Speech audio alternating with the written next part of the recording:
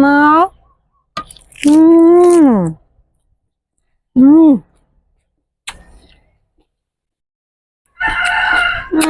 ngon nha bột bột ơi ăn cho bữa sau bay tôm đấu ai mà hơi ngàn chưa cả hai món tôi ăn hết tôi nhâm đặc gì nhâm đấy này thôi chúng đặt khoai tôm một món về khoai tôm á không ai ជំរាបសួរពុកម៉ែបងប្អូនថ្ងៃនេះពុកម៉ែបងប្អូនមានម្ហូបឬនៅពុកម៉ែបងប្អូនមិនតមានទេពុកម៉ែបងប្អូនមកធ្វើត្រីអាំងទឹកអំពិលទុំដូចនាងខ្ញុំទៅទឹកត្រីអំពិលទុំនេះឆ្ងាញ់ណាស់ពុកម៉ែបងប្អូនឥឡូវនាងខ្ញុំចាប់ផ្ដើមចិត្តសក់ចិត្តមកយើងចិត្តសបកវាជាឆ្នោតចឹងមកចិត្តចោលខ្លះទុកខ្លះទៅបងប្អូនកុំចិត្តអស់ពេកនេះចឹងមកថ្ងៃនេះថ្ងៃសៅរ៍អញ្ចឹងយើងញ៉ាំត្រីអាំងជុំគ្រួសារអញ្ចឹងឆ្ងាញ់ណាស់បងប្អូន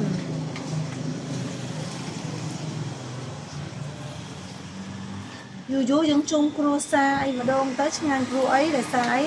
ពីថ្ងៃច័ន្ទគាត់ធ្វើការរហូតអញ្ចឹងក្នុងមួយសប្តាហ៍គាត់ធ្វើការរហូតអញ្ចឹងដល់ពេលថ្ងៃសៅរ៍ទឹកអីអញ្ចឹងអានោះគាត់មានពេលអញ្ចឹងយើងអាចធ្វើឲ្យគាត់ពិសាអញ្ចឹងណាយើងចិត្តសក់ហើយយើងមកចិត្តនេះស្បៃយើងខ្ចីល្អមែនតើចិត្តមកយើងត្រាំទឹកវាឲ្យអស់ជាតិដីជាតិថ្នាំអីចឹងណាយើងញ៉ាំចឹងទៅត្រាំវាមកធុំចឹងទៅតែមកយើងលាងយើងចិត្តបណ្ដាយើងត្រាំបន្តែអញ្ចឹងណាបងប្អូនយើងខ្ញុំចូលចិត្តណាឲ្យតែគ្រឿងជ្រលក់អញ្ចឹងចូលចិត្តញ៉ាំយើងញ៉ាំបន្លែអញ្ចឹងទៅសុខភាពល្អយើងអត់សូវឈឺដូចជាស្បៃដូចជាអីបន្លែខៀវលឹកបាសលឹកងប់ត្រួយល្ពៅអីហ្នឹងយើងយកមកឆាយកមកស្ងោរយកមកលោប្រហើលោអីចឹងឆ្ងាញ់ណាហើយកុំភ្លេចចឹងទឹកត្រីអំពិលទុំមកខ្វះមកទៀតបានទេអាហ្នឹងហើយខ្វះមកបានណាបងប្អូននាងខ្ញុំខ្វះមិនបានហើយបានកែរោគកាពះហ่าបងប្អូនថ្នាំជាប្រចាំរត់ជ្រលក់ប្រហុកទឹកគ្រឿងឲ្យត្រូវណាបងប្អូនហើយបងប្អូនគឺត្រីអាំងទឹកអំពិលទុំត្រីអាំងទឹកអំពិលទុំនេះគឺម្ហូបខ្មែរយើងបងប្អូនគឺឆ្ងាញ់ខ្លាំងណាស់ថ្ងៃនេះនាងខ្ញុំទៅសារបានត្រីទិញត្រីបាន1គីឡូបងប្អូនគឺនាងខ្ញុំមានត្រីផ្ទក់និងត្រីអណ្ដែងហើយចំណែកបន្លែនេះខ្ញុំគឺមានស្ដៅស្ពៃរួញកសក់និងជីគ្រប់មុខនិងម្ទេសអញ្ចឹងបងប្អូននេះគឺម្ហូបខ្មែរយើង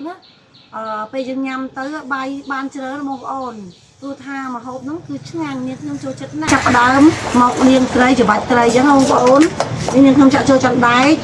ហើយនាងខ្ញុំដាក់អំបិលមកយើងច្របាច់ដើម្បីឲ្យកាត់ទឹកឆ្អាកាត់មកវាអញ្ចឹងបងប្អូននេះយើងរោយអំបិលមកនេះរោយអញ្ចឹងមកបងប្អូនច្របាច់វាមកដើម្បីឲ្យវាហ្នឹងព្រោះត្រីទៅទិញមកវាមានតែមានមានអីអញ្ចឹងឲ្យបាត់ជាតិឆ្អាបជាតិឲ្យអស់ទៅពេលយើងអាំងទៅឆ្ងាញ់អញ្ចឹងបងប្អូនហើយយើងច្របាច់វាមកបងប្អូននេះច្របាច់វាមកច្របាច់ដោះអញ្ចឹងណាបងប្អូនញ៉ាំទៅពេញបន្លែនិងត្រីនាងខ្ញុំលាងរួចរាល់ជាការស្រេចហើយតើបងប្អូនតើមើលនាងខ្ញុំអាំងត្រីមកអូនច្រើនហើយមកអូនដាក់ស្ករប៊ីចេទឹកត្រីខ្វះទៅបថចូលគោឲ្យលុយចកាសាច់អ៊ំពូមកឈ្ងុយយកត្រូវយកដាក់អានលើចេកុំឲ្យវាខ្លោចដើម្បីវាស្រួយហើយឆ្ងាញ់ត្រីនេះគេហៅត្រីផ្ទក់និងត្រីដែងត្រីផ្ទក់និងត្រីដែងមកអូនយកតែពីរហ្នឹងយកមកធ្វើអូនអើយម្ហូបនាងខ្ញុំធ្វើរួចជាការស្រេចហើយតំណងហើយបងប្អូនទឹកត្រីអំពិលទុំត្រីអាំងអញ្ចឹងណាបងប្អូនតោះម្ហូបមួយនាងខ្ញុំជំរាបសួរបងប្អូនតើបងប្អូនមកនាងខ្ញុំអូយថ្ងៃនេះនាងខ្ញុំដូចជាចង់ញ៉ាំត្រីអំពិលទុំអញ្ចឹងណានេះគេដាក់ប្រសក់តិចមកហើយគេដាក់ជីបន្តិចហើយគេដាក់ស្ដៅតិចមកបងប្អូនស្ដៅញ៉ាំច្រើនត្រជាក់ក្នុងអញ្ចឹងណាហើយយើងបន្ថែមត្រីបន្តិចមកនេះត្រីយើង នេះត្រីដាក់មកទឹកត្រីឡើងឈ្ងុយខាប់ចឹងឆ្ងាញ់ណាមក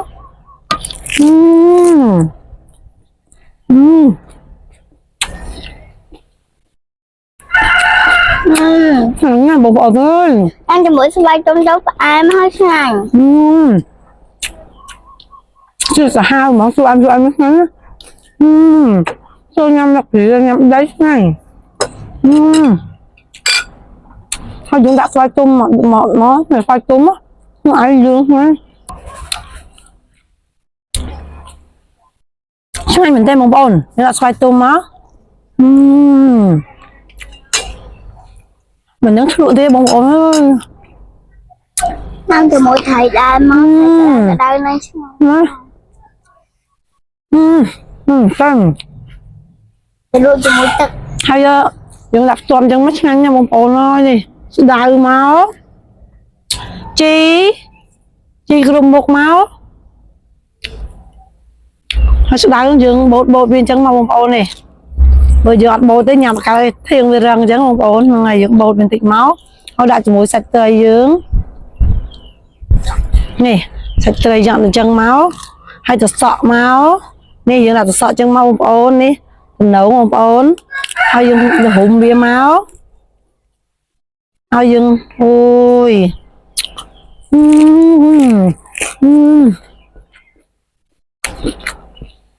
ញ៉ាំអស់ហើយមកញ៉ាំខាងបងប្អូនអើយហើយបើយើងចង់ញ៉ាំញ៉ាំហ្នឹងហើយបាយបានសោះហើយសក់មកយើងស្លក់មកនេះ